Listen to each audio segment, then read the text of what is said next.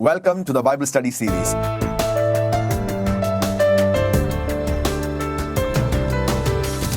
इन दिनों में हम एफेसियों की पत्रिका से सीख रहे थे और ये परमेश्वर के वचन के भेदें आपके जीवन को रूपांतरित कर देगा. Yes, this will tremendously bless you and your life will never be the same again. Yes, these are powerful teachings that will revolutionize your life and cause you to be a person who makes great impact in these last days. अंत के दिनों में परमेश्वर के लिए सामर्थी रूप से काम में आने के लिए ये वचन के भेदें, सिद्धांतें, टीचिंग्स आपको मदद करेंगे. आज हम एफेसियों की पुस्तक उसके तीसरे अध्याय उसके 13वें पद से 21वें पद तक पढ़ेंगे. We are going to learn and study from Ephesians chapter 3 verse 13 to 21. परमेश्वर के दास प्रेरित पौलुस एफेसिया के विश्वासियों के लिए प्रार्थना करते हैं और एक बहुत सामर्थी प्रेरिताई प्रार्थना है. This is a powerful 4-point apostolic prayer that Paul prays for the believers at Ephesus. और उसके साथ पौलुस उन्हें हौसला देते हैं कि पीड़ाओं के बीच में, जो परमेश्वर की सेवकाई में जो पीड़ा आती है, जो प्रोसिक्यूशंस हैं, जो उपद्रव है, जो क्लेश और कष्ट है, उसके बीच में हम अपना हौसला खो ना जाएं, हम हताश ना हो जाएं, लेकिन अनंत काल के उस विचारधारा से, उस दृष्टिकोण से हम अपने जीवन को जिएं. Or here Paul challenges them and exhorts them and encourages them not to lose heart in the midst of tribulations and persecutions, but that they would live a life in the light of eternity. हाँ, पीड़ाओं और तनावों के बीच में हम हताश ना हो जाएं, हम अपना साहस छोड़ ना दें, लेकिन हम अनंत काल के इटर्निटी के पर्सपेक्टिव से हम अपने जीवन को जिएं.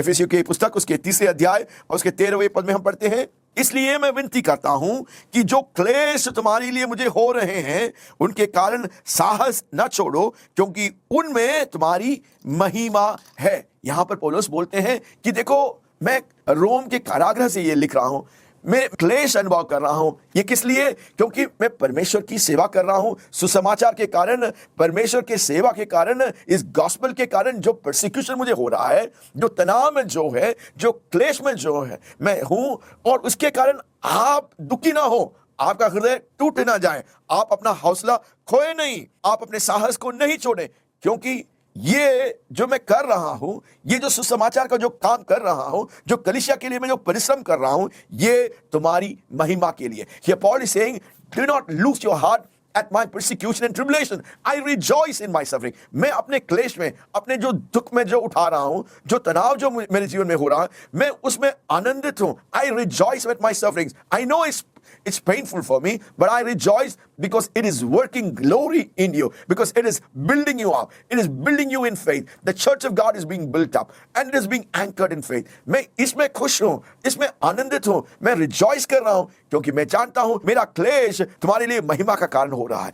देखिए, परमेश्वर के प्रेरित के हृदय में, उनके मन में जो सोच है, उस विचारधारा को समझे. Here Paul rejoices and says, yes, it's painful, yes, it's difficult, yes, I'm going through persecution and tribulation, but I do not lose heart. I rejoice because I know this is for the glory of the believers. This is for the building up of the church of God. This is for the rising of the church. कितना बड़ा एक perspective है. In the book of Colossians chapter 1 and verse 24, here Paul is saying, अब मैं उन दुखों के कारण आनंद करता हूं जो तुम्हारे लिए उठाता हूं, और मसीह के क्लेशों की घड़ी उसके देह के लिए अर्थात कलीसिया के लिए अपने शरीर में पूरी करता हूं. क्या बोलते हैं पौलुस? अब मैं उन दुखों के कारण आनंद करता हूं जो मैं तुम्हारे लिए लेता हूं. कलीसिया के विश्वासियों से बोलते हैं, मैं क्लेश में हूं, मैं कारागृह में हूं, मैं जेल में हूं, जेल खाने से मैं ये लिख रहा हूं, मैं तनाव में हूं, पीड़ा हो रही है, क्लेश हो रही है, लेकिन उससे मैं घबराता नहीं हूं, उसमें मैं हताश नहीं हूं. I rejoice in my sufferings because this is for the building up, for the encouragement, for the furthering of the cause of Christ, for the advancement of the kingdom of God. कितना बड़ा एक heart है. जो भी परमेश्वर की सेवा में है, परमेश्वर के सेवकों, अभिषिक्तों, इस हृदय से आप पकड़े जाएं. जब आप क्लेश में हो, सुसमाचार के कारण, परमेश्वर के सेवा के कारण, गॉस्पेल के कारण, कलीसिया में जो सेवा कर रहे हैं उसके कारण, अगर आप परसिक्यूशन से गुजर रहे हैं, आप तनाव से गुजर रहे हैं, क्लेश उठा रहे हैं, कष्ट उठा रहे हैं, आप घबराइए मत, हताश मत होइएगा, निराश मत होइएगा, क्योंकि हम परमेश्वर की कलीसिया के लिए आशीष का कारण है. और उस प्रकार से हम इसे समझे. और आगे वाले पदों में पौलुस कलीसिया के विश्वासियों के लिए प्रार्थना करते हैं, और ये बहुत एक सामर्थी प्रार्थना है। It's a 4-point apostolic powerful prayer। ये प्रेरिताई प्रार्थना है। एफेसियों की पुस्तक उसके 3 अध्याय उसके 14 पद से हम पढ़ें। मैं इसी कारण उस पिता के सामने घुटने टेकता हूं जिससे स्वर्ग और पृथ्वी पर हर एक घराने का नाम रखा जाता है, कि वह अपनी महिमा के धन के अनुसार तुम्हें यह दान दे कि तुम उसके आत्मा से अपने भीतरी मनुष्यत्व में सामर्थ्य पाकर बलवंत होते जाओ, और विश्वास के द्वारा मसीह तुम्हारे हृदय में बसे, कि तुम प्रेम में जड़ पकड़कर और नींव डालकर सब पवित्र लोगों के साथ भली भांति समझने की शक्ति पाओ कि उसकी चौड़ाई और लंबाई और ऊंचाई और गहराई कितनी है, और मसीह के उस प्रेम को जान सको जो ज्ञान से बने हैं, कि तुम परमेश्वर की सारी भरपूरी तक परिपूर्ण हो जाओ। अब जो ऐसा सामर्थी है कि हमारी विनती और समझ से कहीं अधिक काम कर सकता है, उस सामर्थ्य के अनुसार जो हम में कार्य करता है, कलीसिया में और मसीह यीशु में उसकी महिमा पीढ़ी से पीढ़ी तक युगान युग होती रहे। This is a powerful apostolic prayer of Paul the apostle. एक बहुत बड़ी गहरी प्रार्थना है, प्रेरिताई प्रार्थना है। पौलुस बोलते हैं कि मैं अपने घुटना टेक देता हूं ये परमेश्वर पिता के सामने, जिससे स्वर्ग और पृथ्वी का हर एक परिवार नाम लेता है। मैं इस कारण उस पिता के सामने अपने घुटना टेकता हूं। देखिए पौलुस किस प्रकार से प्रार्थना करते हैं अपने विश्वासियों के लिए, अपने आत्मिक बच्चों के लिए, इस कलीसिया के लिए प्रार्थना करते हैं। मैं अपना घुटना टेक देता हूं और मैं प्रार्थना करता हूं प्रभु कि हमारे विश्वासी, हमारे जो बेटे बेटियां हैं, परमेश्वर आप में वो बलवंत हो जाएं। तो हम इन 4 पॉइंटों को जल्दी से देखेंगे। पहला पॉइंट क्या है? यहां पर पौलुस प्रार्थना करते हैं, हाँ परमेश्वर मैं प्रार्थना करता हूं कि आप अपनी महिमा के दान के अनुसार परमेश्वर की आत्मा में इन विश्वासियों के भीतरी मनुष्यत्व में सामर्थ्य दें ताकि वे बलवंत होते जाएं। God, I pray that you will strengthen them, dynamite them with the power of the Holy Spirit of God, that they may be strong in their inner man, that they will burn and be ablaze for Jesus Christ। पौलुस प्रार्थना करते हैं परमेश्वर इनके भीतरी मनुष्यत्व में, the inner man में परमेश्वर अपनी आत्मा के सामर्थ्य से इन्हें बलवंत कर दें ताकि ये आपके लिए ज्योतिर्मय हो जाए, ये आपके लिए पवित्र आत्मा के आग से भरपूर होकर ये अंत के दिनों में परमेश्वर आपके लिए जागृत हो सके। What a powerful prayer that they will be strengthened, that the believers will be strengthened with might by the power of the Holy Spirit। 2 कुरिन्थियों उसके 14 अध्याय 16 पद से हम पढ़ते हैं, इसलिए हम हियाव नहीं छोड़ते, यद्यपि हमारा बाहरी मनुष्यत्व नष्ट होता जाता है, तो भी हमारा भीतरी मनुष्यत्व दिन प्रतिदिन नया होता जाता है, क्योंकि हमारा फल भर का हल्का सा क्लेश हमारे लिए बहुत ही महत्वपूर्ण और अनंत महिमा उत्पन्न करता जाता है। और हम तो देखी हुई वस्तुओं को नहीं परंतु अनदेखी वस्तुओं को देखते रहते हैं, क्योंकि देखी हुई वस्तुएं थोड़े ही दिन के हैं परंतु अनदेखी वस्तुएं सदा बनी रहती हैं। यहां पौलुस बोलते हैं कि देखो जो क्लेश और जो कष्ट सुसमाचार के कारण, ये सेवकाई के कारण, परमेश्वर के सेवा के कारण जो हम उठाते हैं, उसे हमारा बाहरी मनुष्य वो नष्ट हो रहा है, हम टूट रहे हैं, हम तनाव महसूस कर रहे हैं। लेकिन मैं चाहता हूं कि आप जानें कि हमारी जो भीतरी मनुष्य, the inner man, the spiritual man is becoming stronger and stronger, renewed day by day. हमारी भीतरी मनुष्य प्रतिदिन वो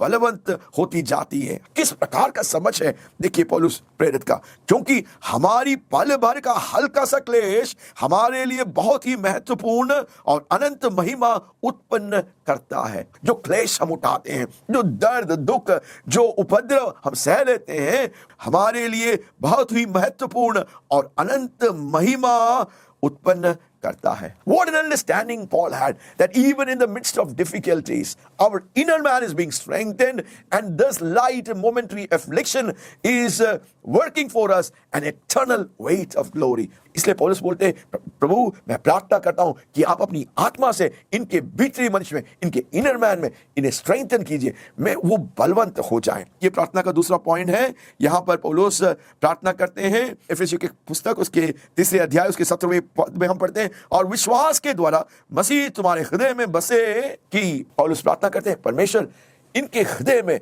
मसीह विश्वास के द्वारा बसे। सुसमाचार के कारण या जीवन के तनाव, जीवन की जो भी विपरीत परिस्थितियां हैं, जो भी आंधी तूफान के जीवन में आए, इसके बीच में वो अपने विश्वास को परित्याग ना करें, वो अपने विश्वास को छोड़े नहीं, वो विश्वास पर स्थिर रहें। That they will B strong in faith, that they will not leave their faith, they will not go ashtray from their faith. जिस प्रकार से पौलुस बोलते हैं अपने आत्मिक पुत्र तिमुथियुस से 2 तिमुथियुस में बोलते हैं कि देखो मैंने वो विश्वास की अच्छी कुश्ती लड़ ली है, I have fought the good fight of faith. मैंने विश्वास को कायम रखा है, मैंने विश्वास को रख लिया है, मैंने अपने दौड़ पूरी की है। Just like Paul was saying, I have fought the good fight of faith, I have finished the race, I have kept the faith, and I know there is a crown that awaits for me. मैं जानता हूं कि मेरे लिए स्वर्ग में परमेश्वर का एक मुकुट उपलब्ध है, इसलिए मैंने विश्वास को कायम रखा, मैंने विश्वास को छोड़ा नहीं, मैंने विश्वास को पकड़ा रखा अंत तक, मेरे जीवन के अंत तक। और पौलुस एफेसी विश्वासियों के लिए वो प्रार्थना करते हैं, हाँ प्रभु मैं प्रार्थना करता हूं कि विश्वासी ये जो परमेश्वर आपके बेटे बेटियां हैं वो विश्वास में स्थिर रहें, वो विपरीत परिस्थितियों में अपना विश्वास त्याग ना दे और क्रिस्त केंद्रित एक जीवन जिए। That they will live a Christ-centered, a kingdom-centered life, and they will be anchored and rooted in faith. They will live, they will be strong in faith. पौलुस प्रार्थना करते हैं प्रभु ये विश्वासी विश्वास में अटल रहें, स्थिर रहें और कोई भी परिस्थिति इनको हिला ना सके। That they will be strong in faith. और ये तीसरी प्रार्थना है कि ये विश्वासी तुम प्रेम में जड़ पकड़कर और नींव डालकर सब पवित्र लोगों के साथ भली भांति समझने की शक्ति पाओ कि उसकी चौड़ाई, लंबाई, ऊंचाई और गहराई कितनी है। और यहां प्रार्थना करते हैं पौलुस बोलते हैं प्रभु ये आपके प्यार को समझे, आपके उस अगम्य प्यार को, उस अनोखे प्यार को ये विश्वासी समझ पाए और आपके प्यार की जो गहराई है, उसकी जो ऊंचाई है, उसकी जो चौड़ाई है, इस प्यार को वो समझे और उसमें वो जड़ पकड़ते जाएं, उनका नींव डालते जाएं ताकि वो आप में स्थिर और अटल रहें। Romans chapter 8 verse 35 we read here, Paul is speaking to the Roman believers here. कौन हमें मसीह के प्रेम से अलग करेगा? क्या क्लेश, क्या संकट, या उपद्रव, या अकाल, या नंगाई, या जोखिम, या तलवार? और वर्स 37, परंतु इन सब बातों में हम उसके द्वारा जिसने हमसे प्रेम किया है जयवंत से भी बढ़कर है, क्योंकि मैं निश्चय जानता हूं कि न मृत्यु, न जीवन, न स्वर्गदूत, न प्रधानताएं, न वर्तमान, न भविष्य, न सामर्थ्य, न ऊंचाई, न गहराई और न कोई और सृष्टि हमें परमेश्वर के प्रेम से जो हमारे प्रभु यीशु मसीह में है अलग कर सकेगी। यहाँ पौलुस वो अपने विश्वास की घोषणा करते हैं, जो प्यार उनके अंदर में है और जो प्रभु चाहते हैं कि विश्वासियों के अंदर में, कि कौन हमें मसीह के प्रेम से अलग कर सकता है? क्या क्लेश या संकट, उपद्रव, क्या वो हमें अलग कर सकता है? और बोलते हैं नहीं, कभी नहीं, परंतु इन सब बातों में हम उसके द्वारा जिसने हमसे प्रेम किया है जयवंत से भी बढ़कर है। We are more than conquerors through Christ who loved us, and nothing and no one can separate us from the love of Christ. परमेश्वर के प्यार से, उस प्रेम से, उस अनोखे अगम प्यार से पकड़ा हुआ परमेश्वर का दास बोलता है कि परमेश्वर के प्रेम से हमें कोई अलग नहीं कर सकता। हम जयवंत से भी बढ़कर हैं। We are more than conquerors through him who loved us, and nothing and no one, no circumstances,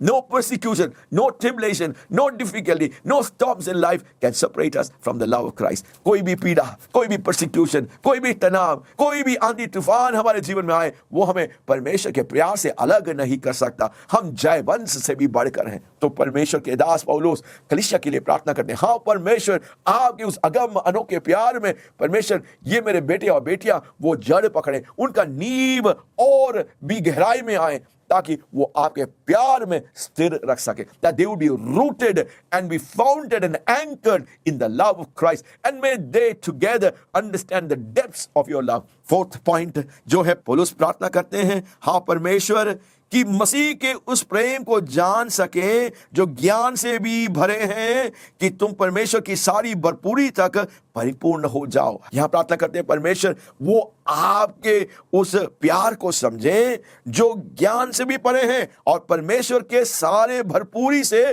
परिपूर्ण हो जाए। That they would be filled with the fullness of God. परमेश्वर के पूरे भरपूरी से ये भर जाए जो ज्ञान से भी परे हैं, जो हर बुद्धि के सोच से, हर चिंता से, हर जो भौतिक चीजें हैं उनसे भी बढ़कर परमेश्वर आपकी उस परिपूर्णता से ये बढ़ जाए, that they may be filled with the fullness of God, that they would know the love of Christ that surpasseth all understanding, and they will be filled with the fullness of God. ये 4 point जो प्रेरिताई प्रार्थना है पौलुस प्रेरित की कलीसिया के लिए, ये कितना सामर्थी प्रार्थना है। वो प्रार्थना परमेश्वर के दास प्रार्थना करते हैं, हाँ प्रभु मैं प्रार्थना करता हूं कि इन विश्वासियों के जो भीतरी मनुष्य हैं वो बलवंत हो जाएं, इनका हृदय प्रभु आपके विश्वास में, यीशु के विश्वास में, इनके हृदय में वो अटल और स्थिर हो जाएं, और परमेश्वर आपके उस अगम अनोखे प्यार के उस नींव और उसमें जड़ पकड़ते और उस प्यार की गहराई को समझें। और मैं प्रार्थना करता हूं परमेश्वर आपकी परिपूर्णता से वो इतने पकड़े जाए, भरे, ताकि वो अपने जीवन को अनंत काल, इटर्निटी के पर्सपेक्टिव में अपने जीवन को प्रभु के लिए जिए। कितनी गहरी प्रार्थना है, कितनी सामर्थी प्रार्थना है, और इस प्रार्थना को हम निरंतर करें, हम अपने लिए करें, अपने परिवारों के लिए करें, अपने बच्चों के लिए करें, कलीसिया के लिए करें। ये प्रार्थना हमें रूपांतरित कर सकते हैं। फिर 20वें पद में पौलुस बोलते हैं, अब जो ऐसा सामर्थी है कि हमारी विनती और समझ से कहीं अधिक काम कर सकता है, उस सामर्थ के अनुसार जो हम में कार्य करता है। Now to God who is able, now to God who is able, now to God who is able to do exceedingly abundantly above all that we ask or think according to his power that works in us। पौलुस बोलते हैं कि देखो मैंने आपके लिए ये प्रार्थना की है, मैंने विश्वासियों के लिए, मैं आपके लिए प्रार्थना की है। मैं जानता हूं कि हमारा परमेश्वर सामर्थी परमेश्वर, तुम जान लो कि तुम्हारा परमेश्वर सामर्थी एल शदाई सर्वशक्तिमान परमेश्वर है।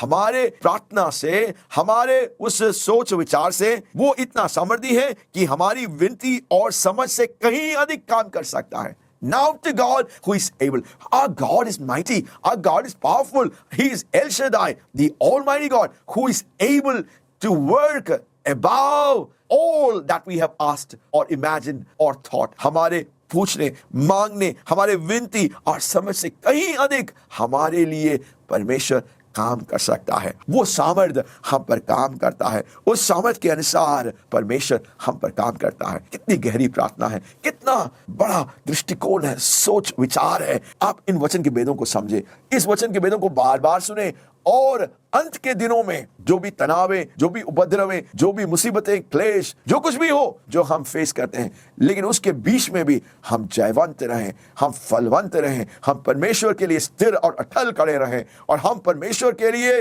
वो जन बने जो परमेश्वर को महिमा देते हैं। And I pray based on this apostolic prayer that God will dynamite you with strength in your inner man, that Christ may dwell in your heart by faith, that you will be strong in that rock solid faith, that you will be a person of rock solid faith, that your faith will not falter in the midst of persecutions and problems, that you will be rooted and founded and anchored in the love of Christ, that you will know the depths of Christ, that you will be more than a conqueror in every difficult situation, and that you will enter and encounter the fullness of God which fills all in all, that you would know God so deeply and greatly। मैं आपके लिए प्रार्थना करता हूं कि आप जो इस मैसेज को सुन रहे हैं, इस वचन के भेदों को सुन रहे हैं, कि परमेश्वर प्रभु अपनी आत्मा के द्वारा हर एक बेटे और बेटी के जीवन में प्रभु आप इनके भीतरी मनुष्य को बलवंत कीजिए अपनी आत्मा के सामर्थ्य से, कि वो आग के स्रोते बन जाए, धधकती हुई आग बन जाए परमेश्वर, और ये हर एक अपने विश्वास में स्थिर और अटल हो जाए,